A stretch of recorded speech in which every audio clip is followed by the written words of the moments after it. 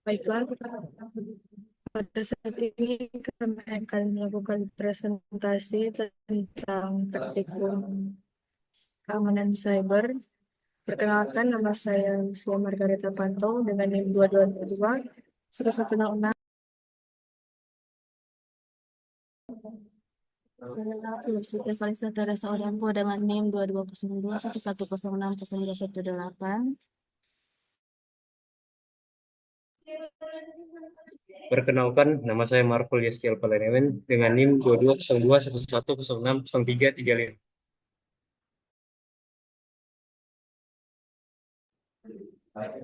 Pada saat ini saya akan menjelaskan tentang installing the CyberOps Workstation Virtual Machine.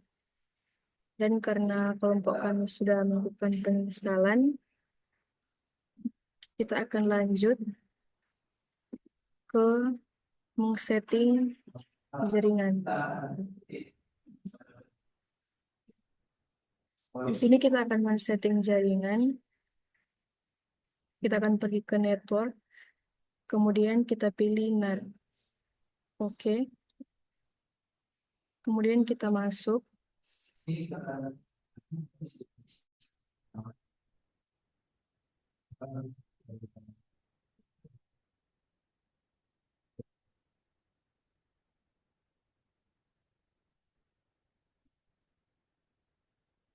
Kemudian kita lanjut. Yang pertama, kita akan memunculkan icon yang ada di application sini. Kemudian kita akan masuk ke dalam terminal emulator untuk melihat IP address-nya.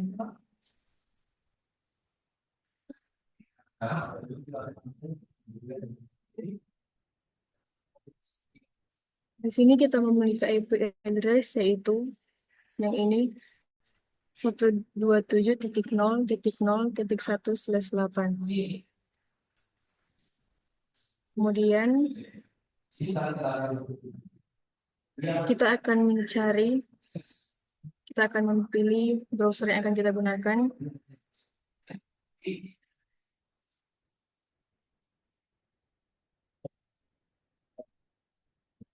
Kita akan memilih Google.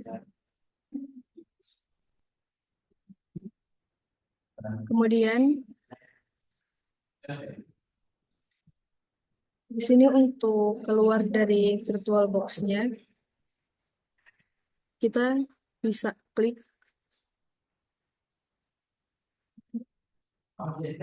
Kita bisa langsung kembali.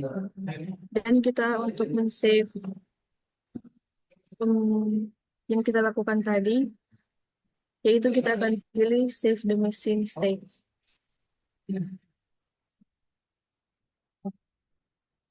Kemudian klik OK.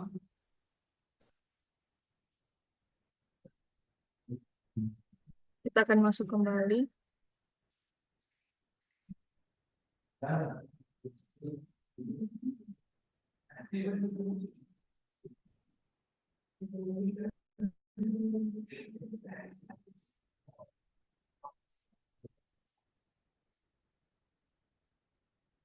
Jika kita keluar menggunakan command line,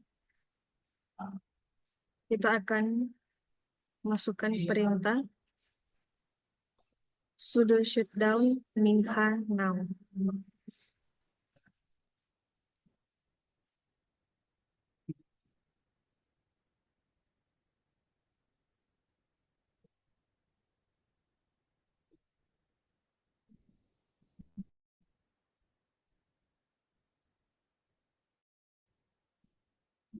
Dengan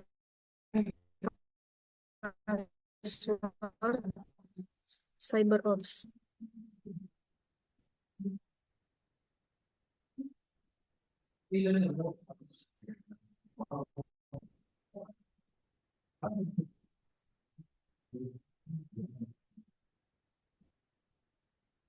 Sudo shutdown.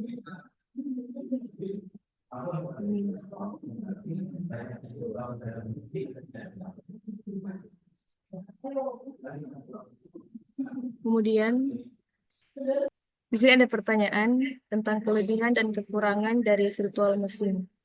Untuk kelebihan dari virtual machine yaitu beroperasi secara terisolasi dari sistem utama, sehingga jika terjadi kerusakan atau serangan malware, sistem utama tetap aman dan cocok untuk menguji software, malware, atau sistem operasi baru tanpa membahayakan komputer utama dan juga memungkinkan satu perangkat fisik menjalankan beberapa sistem operasi secara bersamaan, menghemat biaya perangkat keras. Kemudian untuk kekurangannya, dari menggunakan VM dapat menghabiskan banyak RAM, CPU, dan penyimpanan yang bisa menyebabkan komputer fisik menjadi lambat.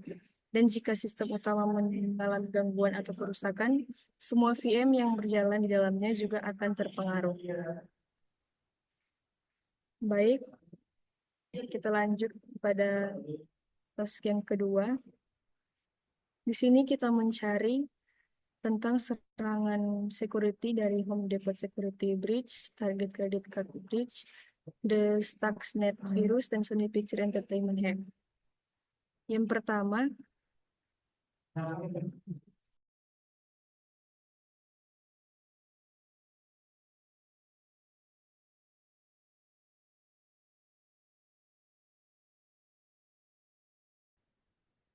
kita akan mencari tentang serangan virus Home Depot Security Breach.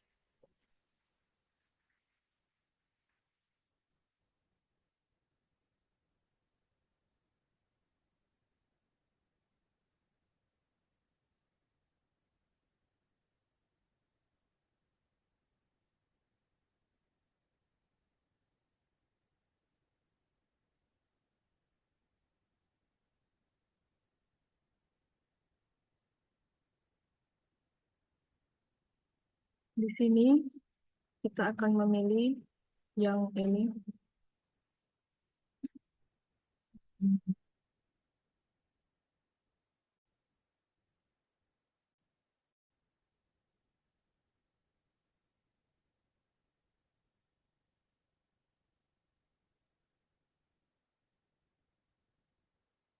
Di sini ada beberapa pertanyaan, yaitu korban utama dari serangan ini adalah pelanggan Home Depot yang melakukan transaksi menggunakan kartu kredit dan debit di toko-toko fisik di Amerika Serikat dan Kanada. Selain itu, Home Depot sebagai perusahaan juga mengalami finansial dan reputasi yang signifikan akibat kebocoran data pelanggan. Kemudian yang kedua ada pertanyaan tentang what technology and tools were used in the attack,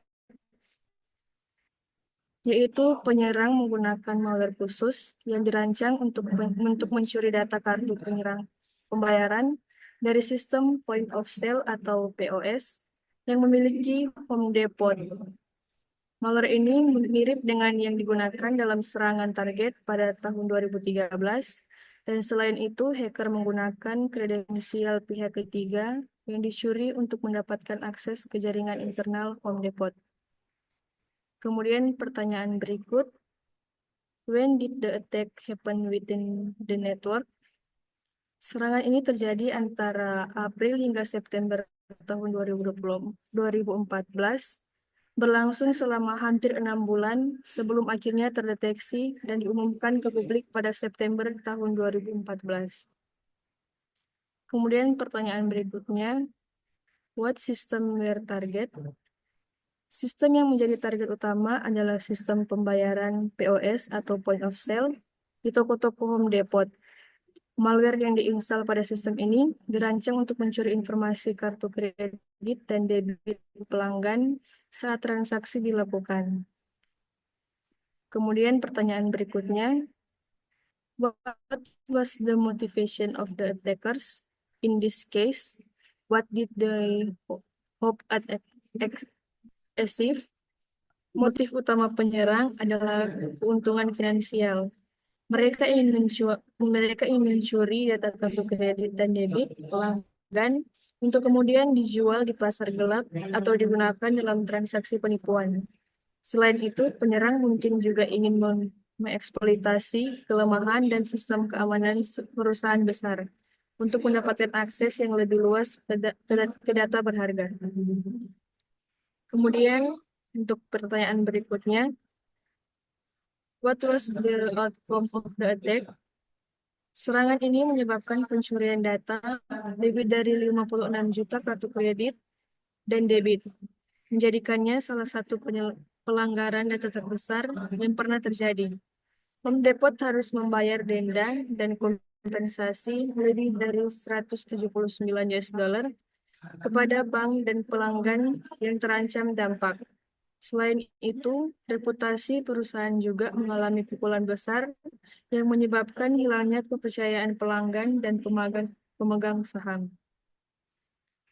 Kemudian kita masuk pada pertanyaan yang kedua, itu tentang target kredit cartridge.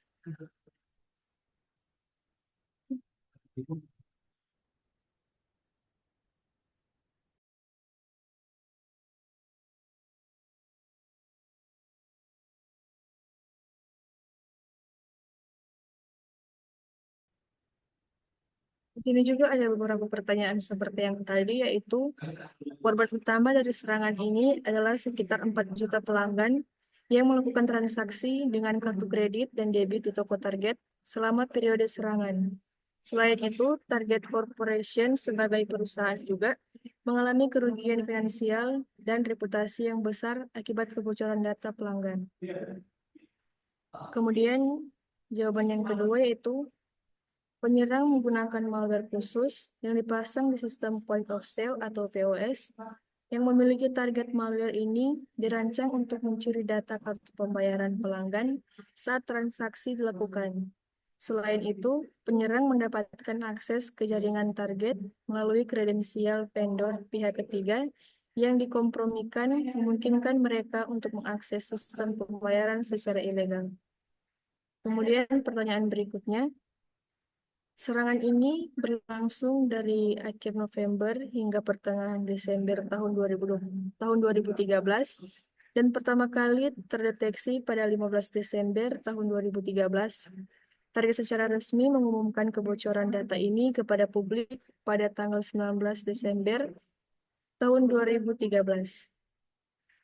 Kemudian, sistem utama yang diserang adalah point of sale, terminal di toko-toko Target, tempat pelanggan memasukkan informasi kartu kredit dan debit mereka.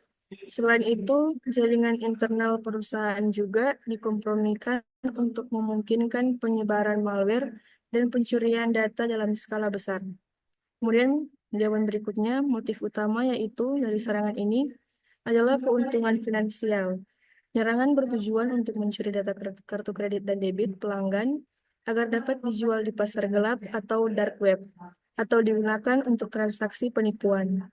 Selain itu, serangan ini juga menunjukkan kelemahan dalam sistem keamanan perusahaan besar dan bagaimana pihak ketiga dapat menjadi titik masuk bagi peretas. Kemudian pertanyaan dari jawaban berikutnya, serangan ini menyebabkan pencurian data lebih dari 40 juta kartu kredit dan debit, serta informasi pribadi dari 70 juta pelanggan. Target mengalami kerugian finansial lebih dari 202 juta US dollar, termasuk denda, biaya investigasi, dan kompensasi kepada pelanggan. Perusahaan juga harus meningkatkan sistem keamanannya secara besar-besaran dan membangun kembali kepercayaan pelanggan pada yang terdampak. Kemudian kita masuk pada pertanyaan berikutnya, yaitu tentang tindak lanjut pada pencarian berikutnya, yaitu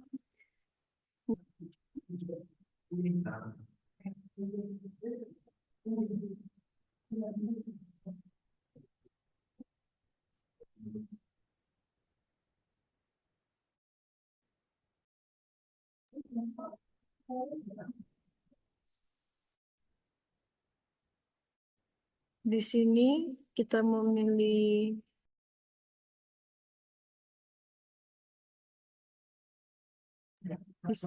ini tentang virus Stuxnet serangan Iran, dan untuk korban utama dari serangan ini biasanya di Natanz yang mengoperasikan program pengayaan uranium. Selain itu, serangan ini juga berdampak pada berbagai sistem industri lain di beberapa negara, meskipun Iran adalah target utamanya. Kemudian, pertanyaan dan jawaban yang kedua yaitu Stuxnet adalah worm canggih yang dirancang untuk menyerang sistem SCADA yang dikembangkan oleh Siemens. Virus ini menyebar melalui USB flash drive dan mengeksploitasi berbagai zero day di sistem Windows untuk mendapatkan akses tanpa terdeteksi. Stuxnet kemudian memodifikasi kontrol programmable logic controller yang digunakan dalam sistem nuklir untuk menyebabkan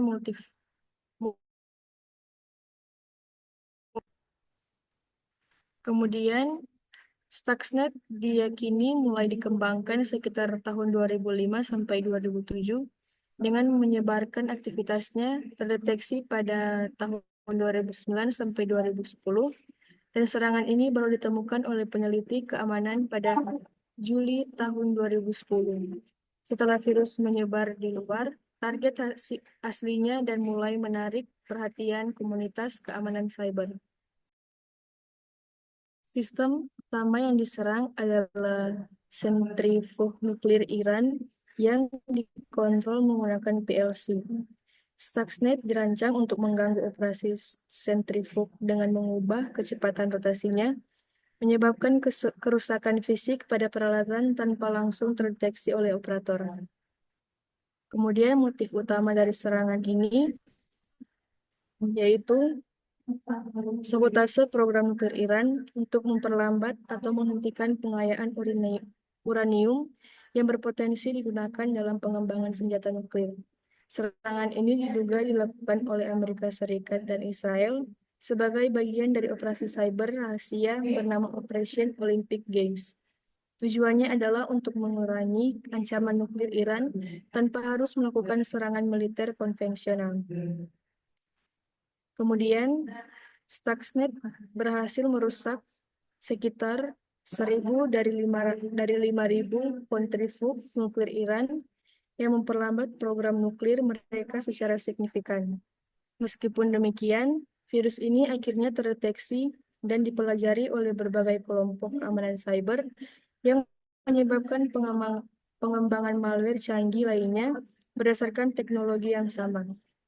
Stuxnet juga menjadi titik awal bagi era cyber warfare atau perang cyber, menunjukkan bagaimana serangan cyber dapat digunakan sebagai alat perang strategis untuk merusak infrastruktur kritis suatu negara. Kemudian kita akan mencari tentang serangan Sony Pictures Entertainment hack.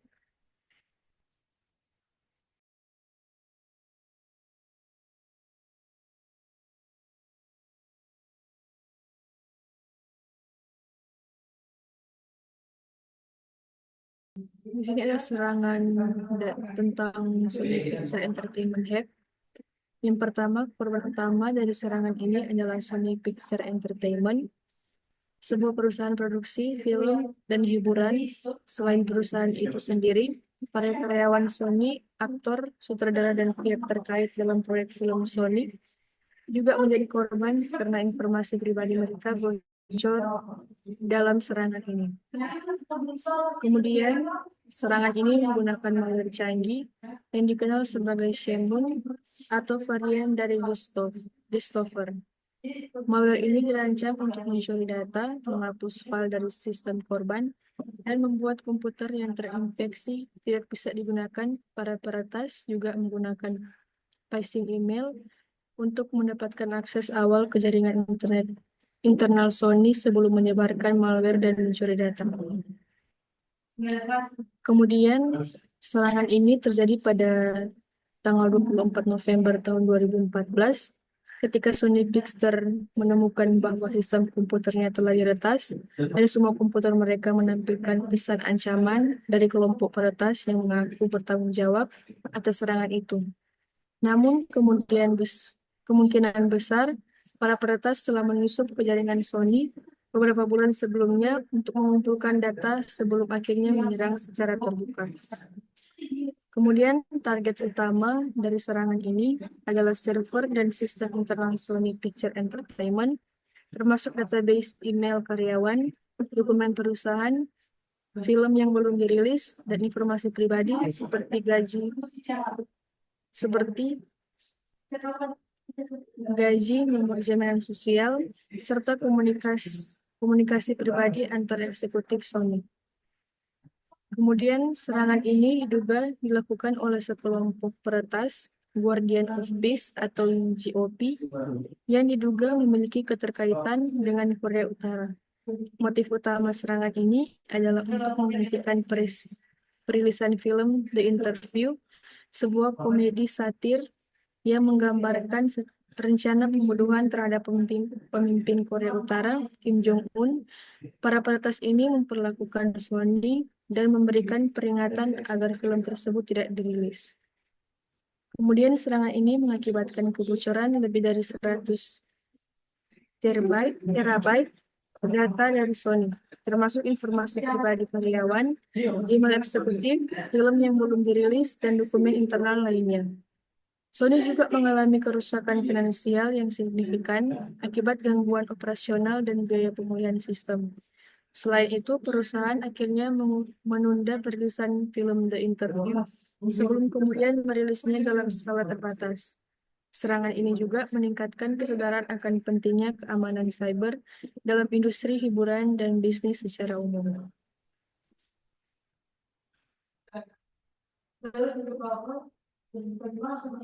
Kita masuk pada lab berikutnya, yaitu learning the details of attack. Di sini kita akan mencari serangan tentang Cisco IT Resource dan IoT Security Foundation, dan juga Business Insight IoT Security Threats.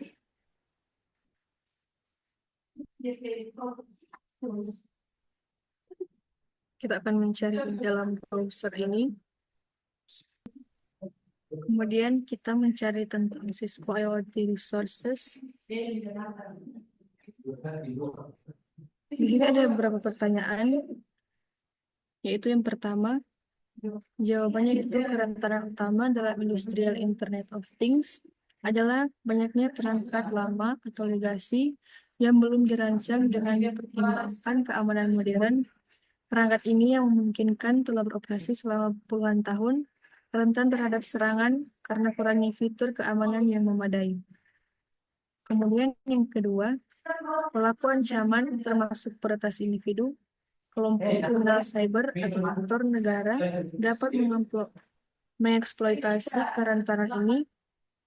Mereka juga dapat mengakses sistem kontrol industri yang rentan untuk mencuri data sensitif, mengganggu operasi, atau bahkan merusak infrastruktur fisik, misalnya serangan terhadap perangkat IoT yang tidak aman dapat menyebabkan gangguan produksi atau bahaya keselamatan. Kemudian yang ketiga yaitu kerentanan ini ada karena banyak perangkat industri lama yang tidak dirancang untuk terhubung ke jaringan modern dan tidak memiliki fitur keamanan yang memadai. Seiring waktu, perangkat ini diintegrasikan ke dalam jaringan tanpa peningkatan keamanan yang sesuai, yang membuatnya rentan terhadap ancaman cyber.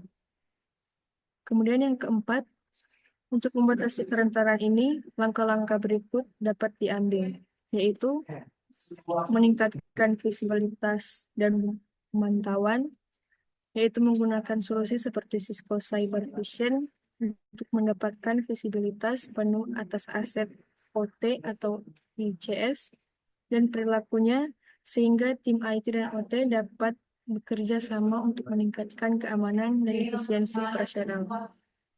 Kemudian, segmentasi jaringan. Menerapkan segmentasi jaringan untuk memisahkan sistem kritis dari jaringan lain, sehingga membatasi akses hanya untuk pihak yang berwenang. Kemudian kontrol akses yang ketat. Menggunakan kontrol akses yang ketat untuk memastikan hanya perangkat dan pengguna yang berwenang yang dapat mengakses sistem kritis. Kemudian pembaruan dan patch. Secara rutin membarui perangkat lunak dan firmware perangkat lunak untuk menutup celah keamanan yang ketat. Kemudian pelatihan dan kesadaran. Memberikan pelatihan keamanan cyber kepada staf untuk meningkatkan kesadaran dan merespon terhadap ancaman potensial. Kemudian yang kedua yaitu IoT Security Foundation.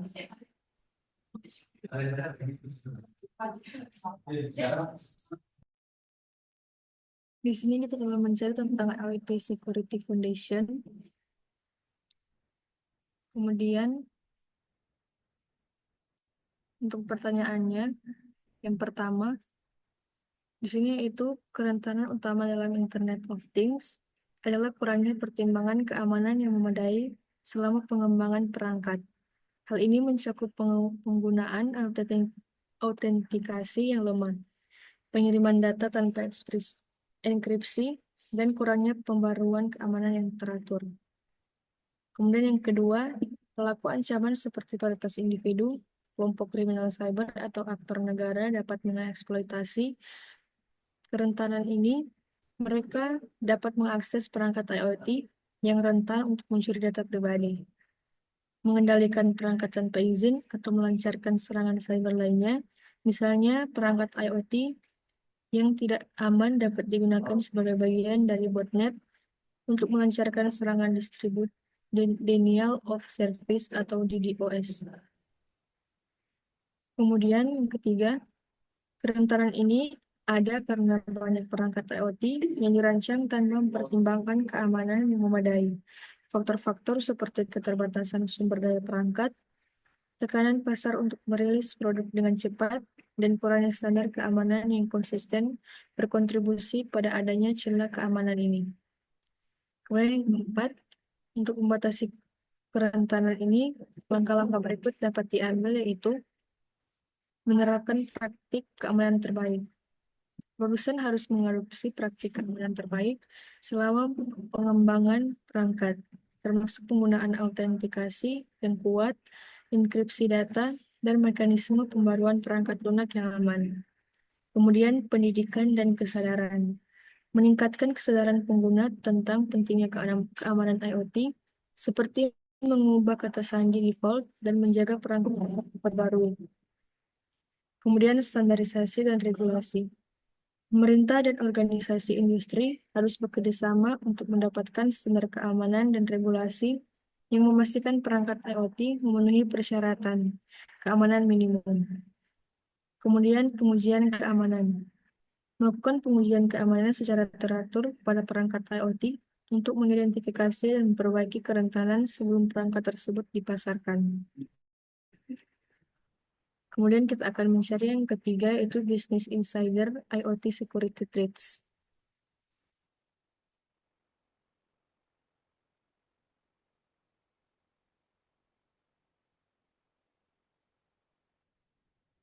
Di sini yang pertama yaitu kerentanan utama dalam Internet of Things atau IoT adalah kurangnya pertimbangan keamanan yang memadai selama pengembangan perangkat.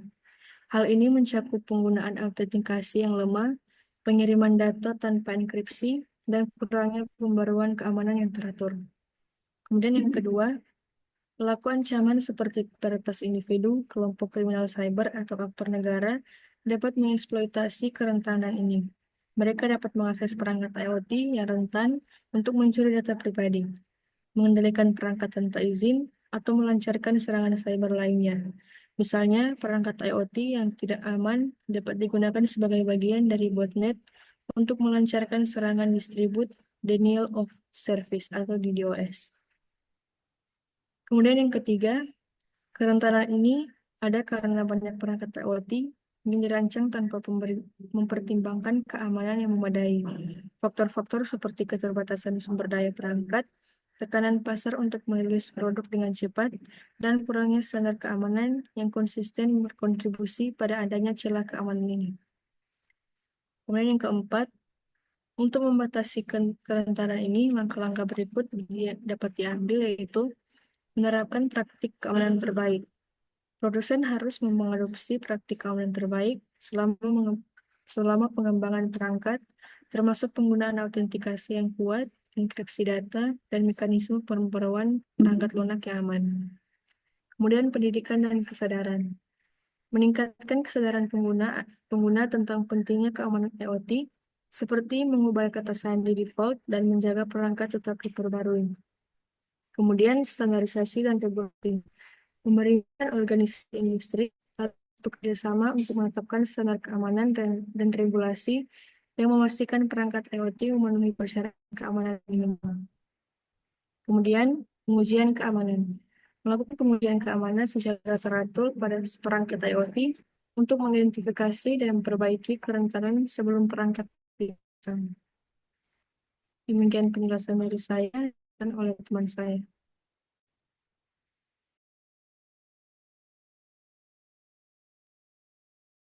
Maka kita akan masuk ke dalam yaitu visualizing the black hats.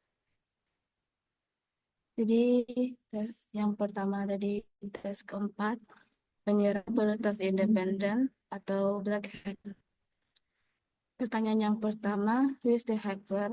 So who is the attacker? Penyerang adalah seorang peretas independen yang bekerja sendiri untuk keuntungan finansial. Pertanyaan selanjutnya, what organization group is the attacker associated with? Penyerang tidak terkait dengan organisasi besar, tetapi mungkin bagian dari forum atau komunitas peretas bawah tanah. Pertanyaan yang selanjutnya, what is the motive of the attacker? Jadi, penyerang mencuri informasi keuangan untuk dijual di pasar gelap atau digunakan untuk penipuan. Yang selanjutnya, what method of attack was used? Penyerang menggunakan metode phishing attack, yaitu mengirim email palsu yang tampak sah untuk mencuri kredensial login karyawan sebuah perusahaan. Selanjutnya, what was the target and vulnerability used against the business? Targetnya adalah perusahaan keuangan dan kerentanan adalah karyawan yang tidak sadar akan risiko phishing dan mengklik tautan berbahaya. Selanjutnya, how could this attack be prevented or mitigated?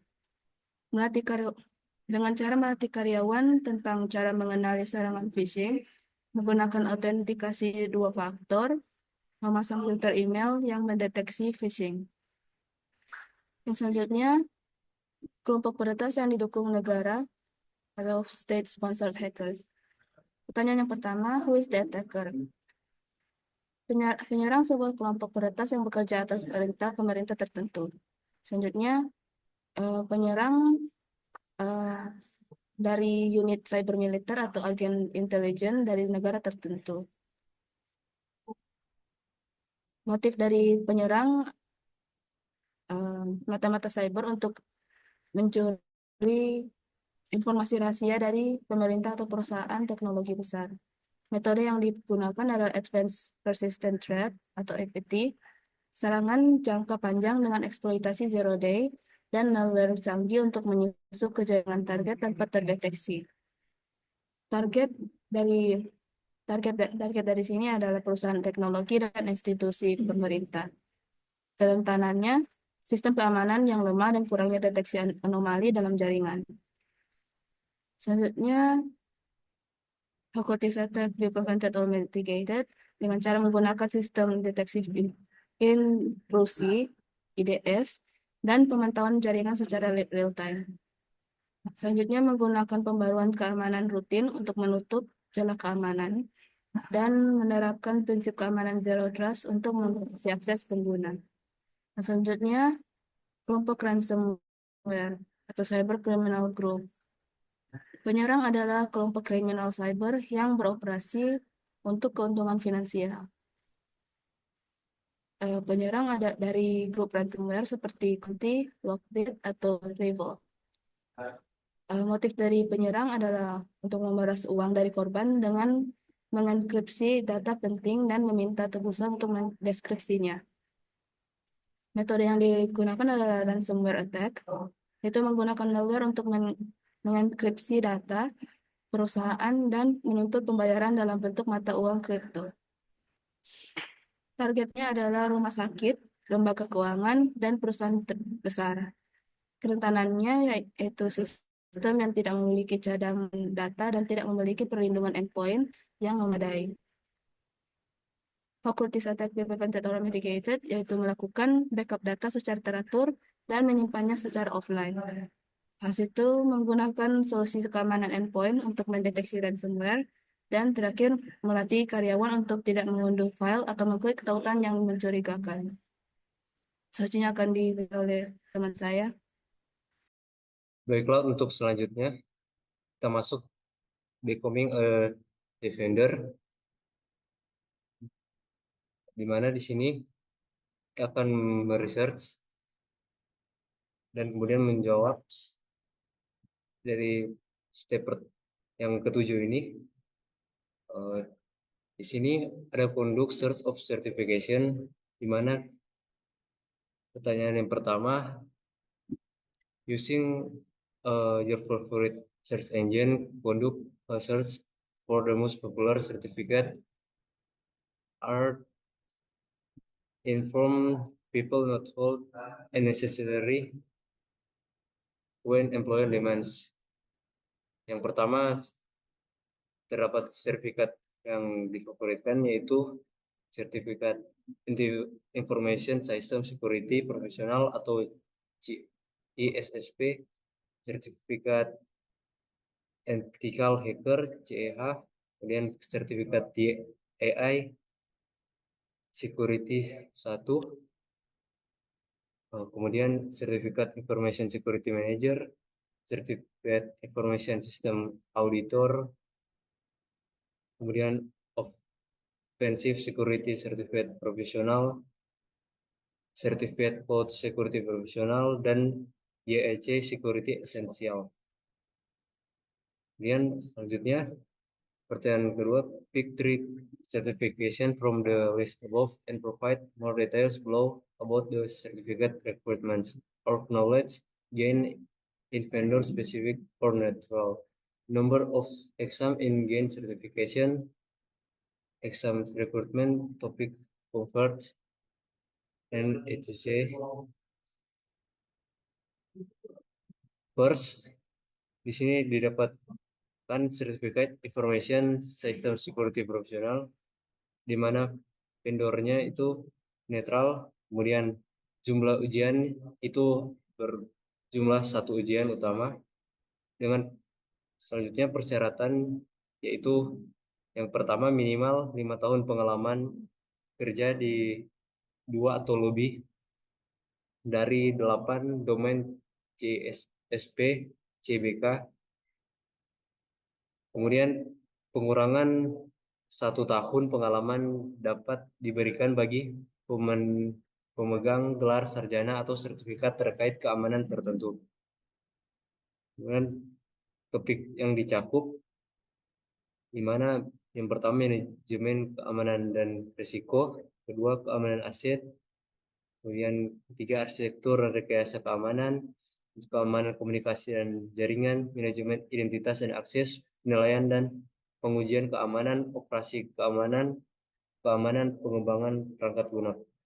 Dan selanjutnya, sertifikat yang kedua yaitu Certified Ethical Hacker atau CEH, di mana vendornya yaitu netral dengan jumlah ujian berjumlah 1 ujian. Kemudian persyaratan yang pertama dianjurkan memiliki 2 tahun pengalaman kerja di bidang keamanan informasi. Kemudian selanjutnya pelatihan resmi atau pengalaman kerja yang relevan dapat menggantikan persyaratan pengalaman. Kemudian topik yang dicakup yaitu pengujian penetrasi, teknik peretasan sistem, serangan web, dan aplikasi, serangan nirkabel, kriptografi, filtering, dan rekayasa sosial, pemindaian jaringan dan enumerasi, deteksi dan penjagaan intrusi. Kemudian sertifikat ketiga, di sini ada CompTIA Security Plus, yang dimana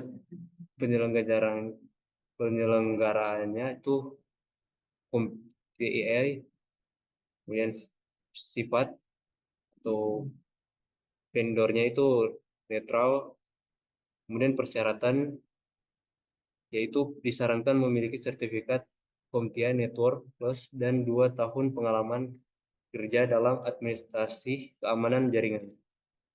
Dan jumlah ujian berjumlah 1. Detail ujian maksimal untuk jumlah soal ada 90 soal dengan berdurasi 90 menit. Kemudian passing score yaitu 750 pada skala 100 sampai 900. Kemudian topik yang dicakup terdapat threats, attack, dan vulnerabilities, teknologi and tools, architecture and design, identify and access management, risk management, cryptography, and PKI. Kemudian selanjutnya,